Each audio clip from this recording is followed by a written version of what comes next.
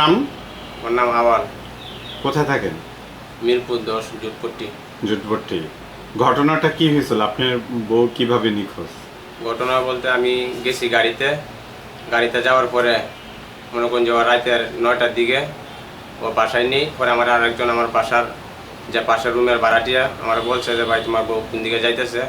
পরে আমি বাসায় আসি, আয়সা দিকে সে তা বাসায় নাই। খোঁজাখুঁজি করছি, খোঁজাখুঁজি করে ওগুলো তারে পাওয়া গেছে না। এখন সন্দেহ করতেছেন কাউকে? সন্দেহ করতেছি মানে একজন সাথে কথা বলতো।